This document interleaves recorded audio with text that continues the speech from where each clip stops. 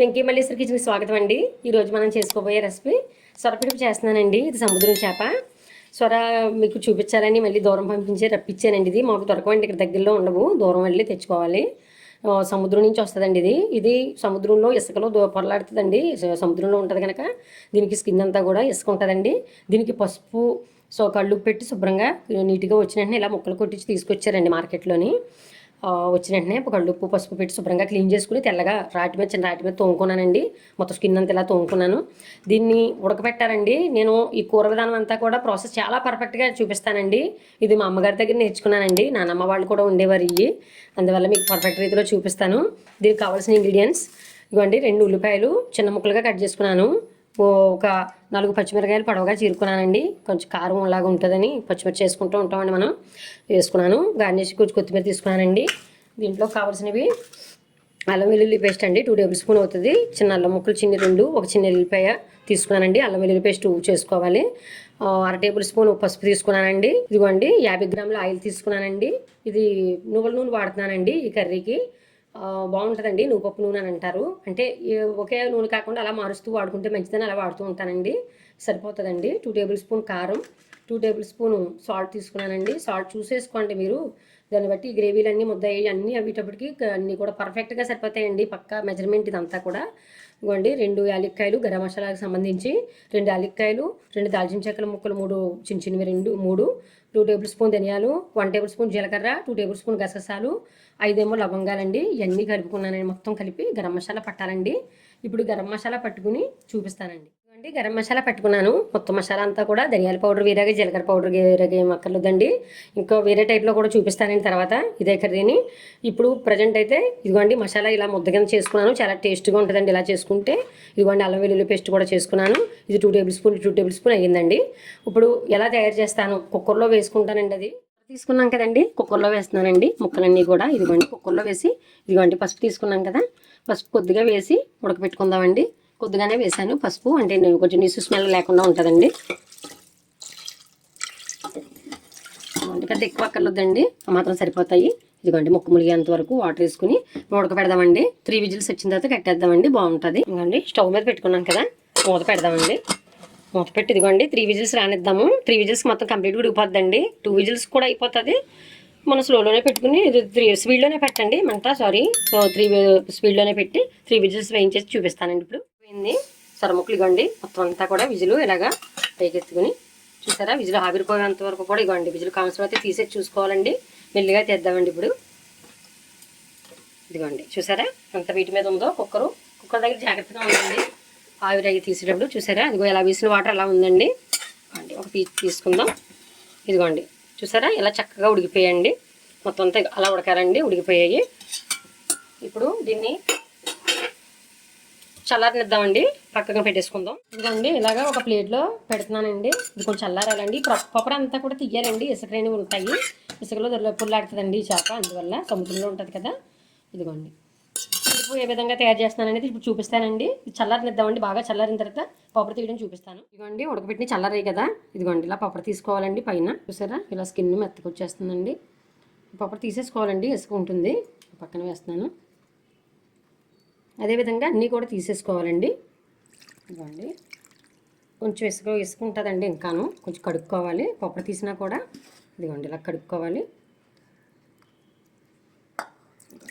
ఇందాకటి ఉంది కదండి కుక్కరు, సాంబార్ వేస్ట్ అవ్వకుండా అలా చేసుకోవడమేనండి. ఇదిగోండి ఒకసారి కడుగుతున్నాను. చప్పబడిపోతాయి, పప్పుర తీసారు కదా కడిగేస్తున్నారు అనుకుంటారు. లేదండి, మనం ఇలా కడుక్కోవడం వల్ల ఇసుక రేణువులు మనకి నోటికి తగలకుండా ఉంటాయండి. చాలా శుభ్రంగా చేసుకోవాలండి. నాన్ వెజ్ కర్రీ కదా మరిది. దీన్ని ఒక కంచం పెట్టుకుని ఇదిగోండి వాటర్లోంచి దేవి ఇలా వేసుకోవాలి. పసుపుతో ఉడకబెట్టాం కదండి, నీచు స్మెల్ అనేది తక్కువ వస్తుంది. సొర అనేసరికి ఎక్కువ వస్తుందండి అసలు. ఇప్పుడు ఇవి వంపేసుకోవడానండి వాటరు. ఇప్పుడు కూర పిడిపి ఎలా చేయాలనేది చూపిస్తాను. ఇదిగోండి ఇలాగ ఉన్నాయి కదండి చేపలు. ఇవన్నీ కూడా ఇదిగోండి పిడిపి మాదిరి మనం బంగాళదుంప పిడిపి ఎలా చేసుకుంటామండి, అలాగా మనం కోపి ఎలా పెట్టుకుంటాం. బంగాళదుంప ఉడకవేసి ఎలాగే చేస్తామో అలాగేనండి, సేమ్ అంతే. సేమ్ ప్రాసెస్ అండి. అంటే ఇసుక రేణువులు ఉంటాయి కనుక జాగ్రత్తగా చూసుకోవాలి. ఇదిగోండి ఇలాగా మనం చేసుకుని ఇప్పుడు దీంట్లో ఇదిగోండి పసుపు ఉంది కదా, పసుపు వేసేస్తున్నాను. ఇదిగోండి కారం కలిపేసుకోవాలి. అల్లం వెల్లుల్లి పేస్ట్ ఉంది కదండి, ఇది 1 టేబుల్ స్పూన్ వేస్తున్నానండి. 2 టేబుల్ స్పూన్ కదా. అల్లం వెల్లుల్లి పేస్ట్ 1 టేబుల్ స్పూన్ వేసాను దీంట్లో. ఇలా చేసుకోవడం వల్ల అసలు నీసు కంపు అన్నది అసలు రాదండి నాన్ వెజ్. ఇదిగోండి ఇదంతా కూడా ఇదిగోండి సాల్ట్ తీసుకున్నాం కదా, సాల్ట్ కూడా కలుపుతున్నానండి. 2 టేబుల్ స్పూన్ ఇచ్చాను మీకు మెజర్మెంట్ దీంట్లో. ఇలా చేసుకోవాలండి. ఇంకొకటి అండి, మీరు కుక్కర్ విజిల్ వేసిన వెంటనే కాసేపటికి వెంటనే తీసేసుకోండి. దాన్ని ఏమి పక్కన పెట్టక్కర్లేదండి కుక్కరు, అంటే ఇంకా మెత్తగా అయిపోతూ ఉంటాయి. అందువల్ల కుక్కర్ విజిల్ అయిపోయిన వెంటనే తీసేసుకోవచ్చండి. ఇదిగోండి ఇలా కారం అంతా కూడా ఇదిగోండి పిడుపుకి అంతా కూడా దీనికి పట్టేటట్లు కలుపుకోండి. ఇలాగ చేసుకుంటేనే చాలా టేస్ట్గా ఉంటుందండి.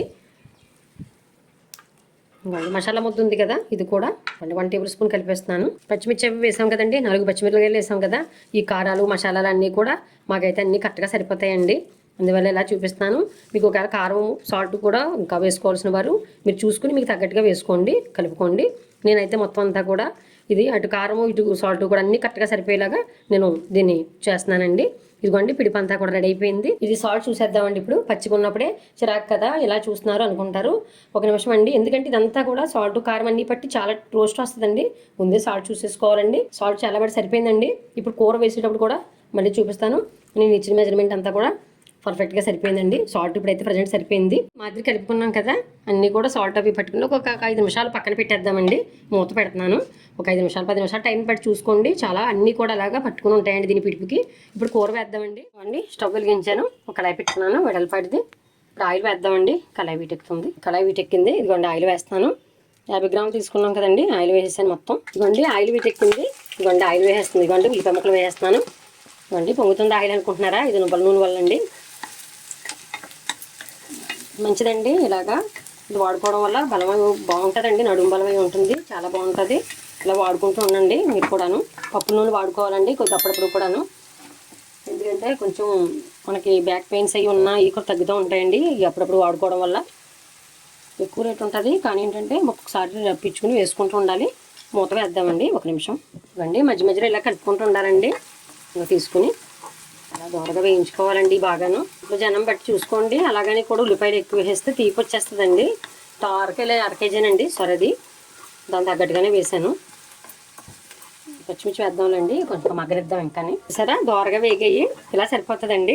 పచ్చిమిర్చి ఉన్నాయి కదండి, వేసేద్దామండి. ఇప్పుడు కొంచెం వేగిన తర్వాత వేస్తే బాగుంటాయండి, పైకి నీట్గా అంతాయి. మళ్ళీ ఫస్ట్ వేయకపోయారు అనుకుంటారు. ఇదిగోండి అల్లం వెల్లుల్లి పేస్ట్ ఉంది కదా, ఇది కూడా వేసేస్తానండి. దాంట్లో 1 టేబుల్ స్పూన్ కలిపాను. దీంట్లో 1 టేబుల్ స్పూన్, మొత్తం 2 టేబుల్ స్పూన్ ఇచ్చానండి మెజర్మెంటు. ఇదిగోండి మసాలా కూడా ఉంది కదా, ఇది కూడా వేయించేద్దామండి. మసాలా కానీ పొడాలు ఏమీ వేసి పని లేదండి దీనికి. నేను ఎలా చూపించానో అలా చేసుకోండి. ఇలా చాలా బాగుంటుందండి. నాన్నమ్మగారు అమ్మగారు కూడా ఇలా చేసేవారు అనమాట, అందువల్ల అలా చూపిస్తున్నాను. ఇదిగోండి ఇలాగా కలుపుకోవాలి. మా తాతయ్య గారు ఇలా చేయించేవారండి పూర్వకాలంలో. మా తాతయ్య గారు ఇలాగ ఎక్కువ నువ్వుల నూనెతోటి చేయించేవారండి. నాన్నమ్మ ఏ విధంగా చేయించదో, ఇంకా చికెన్లు అవి కూడా నాన్నమ్మ ఎలా చేసేదో అలా కూడా చూపిస్తానండి. నా స్టైల్లో ఎన్నాళ్ళు చూపించాను, నాన్నమ్మ స్టైల్ కూడా చూపిస్తాను ఇప్పుడు. వండి ముద్దలు ఎలా వేయించేవారండి మా పూర్వీకులు. మసాలా ముద్దలు ఎలా వేయించుకోవాలి, చాలా రోస్ట్గా ఉంటుందండి. తీసుకుంటూ కలుపుకుంటూ అలా ఉండాలి, మాడిన వద్దండి అసలు. చూసారా అన్నీ కూడా ఇలాగ పచ్చివాసన పోయే వరకు వేయించుకోవాలండి. ఇదిగోండి 2 నిమిషాలు బాగా వేగింది కదా. ఇదిగోండి చూసారా పిడిపి ఎంత దుల్లిగా ఉందో. ఈ పిడుపు దీంట్లో వేసేసుకోవాలండి. ముందు ఇలా చేసుకున్నాం కదండి, ఇలా సరిపోవడం విధానం ఇదండి. ఇలా చేసుకోవాలన్నమాట. ఇలాగ దోరగా వేగాలండి, దుల్లిగాను చక్కగా వేగాలండి, బాగుంటుంది. దగ్గరే ఉండి ఇలా దోరగా వేయించుకోండి, చాలా రోస్ట్ వస్తుందండి, చాలా బాగుంటుంది. మన వేపడంలోనే ఉంటుందండి సొరపిడిపి అంతా కూడాను. అక్కడ ఉల్లిపాయలు వేగడంలో ఉంటుంది, ఇక్కడ కూర వేయించడంలో ఉంటుందండి. కంగారుగా ఏం చేయొద్దు. మీడియంలో కూడా మంట కూడా మీడియంలో పెట్టుకుని చేసుకోండి, చాలా చక్కగా కుదురుతుందండి. మూత పెడదామండి 1 నిమిషం. కనిపించేలా గాజు మూత వేస్తున్నాను, నాకు కనిపిస్తుందనండి, దగ్గరే ఉన్నాను కదా. చూసారా ఇలా దుల్లిగా, ఇదిగోండి ఇలా దుల్లిగా ఏగాలండి. ఏగడం అంటే ఎలాగ ఏగాలనుకుని మళ్ళీ మీరు అనుకోవచ్చు. ఇదిగోండి అలాగా అలా పడాలన్నమాట. కొబ్బరి కూర ఎలాగా దుల్లిగా ఎగుతుంది అలాగా వేయించుకోవాలండి.